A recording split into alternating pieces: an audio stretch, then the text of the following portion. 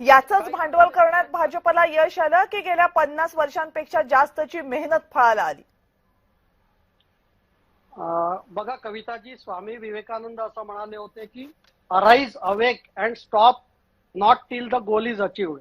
म्हणजे उठा, जागे व्हा आणि तुमचा ध्येय प्राप्तीपर्यंत थांबू नका.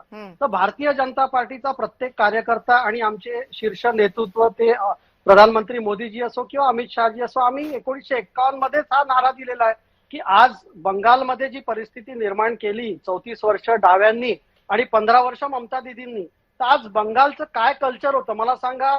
चंद्रनाथ बसू असेल, श्री अरबिंदो असेल, रवींद्रनाथ टागोर असेल, स्वामी विवेकानंद असतील, डॉक्टर श्यामाप्रसाद मुखर्जी असतील, यांच्यासाठी बंगाल ओळखला जायचा.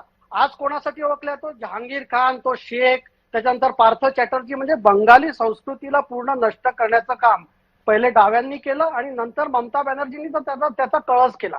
तर त्याच्यामुळे भारतीय जनता पार्टीचा हा विजय नाही, हा मी तर असं म्हणतो देशाचा विजय आहे. आणि तिथून जी घुसखोरी होत होती त्या एका 2-4 डिस्ट्रिक्ट मधनं सगळे आधार कार्ड इश्यू व्हायचे आणि पूर्ण देशात हे बांगलादेशी घुसखोर फिरायचे. मुंबईपर्यंत सैफ अली खानवर अटॅक जो झाला तो बांगलादेशी घुसखोरांनी केलेला आहे. त्याच्यामुळे ही देशासाठी खूप महत्वाची घटना आहे. भारतीय जनता पार्टीचा प्रत्येक कार्यकर्ता खुश आहे. आमचे जे संस्थापक होते जनसंघाचे डॉक्टर श्यामाप्रसाद मुखर्जी, त्यांची ती जन्मभूमी आहे आणि आम्हाला सगळ्यांना एकदम खूप आनंद आहे की आज आम्ही तिथे जिंकलो. आम्ही कधी म्हणायचो की जहां बलिदान हुए मुखर्जी वो काश्मीर हमारा है.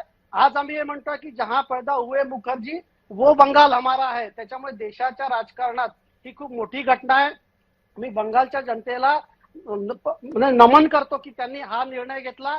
इतकं पोलरायझेशन, इतका हिंसाचार, इतकं सगळं करून सुद्धा भारतीय जनता पार्टी तिथे निवडून आली. खरंच जनतेचे खूप खूप आभार आणि त्यांच्या साहसाला प्रणाम करण्यासाठीच मी आज हे करतो. कारण आज बघा कविताजी, एक मुद्दा अजून की मला असं म्हणायचं की आज लगेच राहुल गांधी असो किंवा ममता बॅनर्जी असो यांनी आपला एक रडीचा डाव परत सुरू केलेला आहे. म्हणजे राहुल गांधींनी तर 2 ट्विट केले की तामिळनाडू आणि केरळमध्ये मतदारांना धन्यवाद दिले आणि आसाम आणि बंगालमध्ये त्यांनी इलेक्शन कमिशनला दोष दिला. तसंच ममता बॅनर्जी करतात आहे. मला असं म्हणायचं की यांना रडीचा डाव खेळणं सुरू करायचं आहे, कारण यांच्या नेतृत्वावर प्रश्नचिन्ह आता त्यांच्या पार्टीचेच लोक उभे करतात आहे. राहुल गांधी सलग 99वी निवडणूक हारलेले आहे आणि ममता बॅनर्जीचं करिअर जवळपास संपुष्टात आलेलं आहे.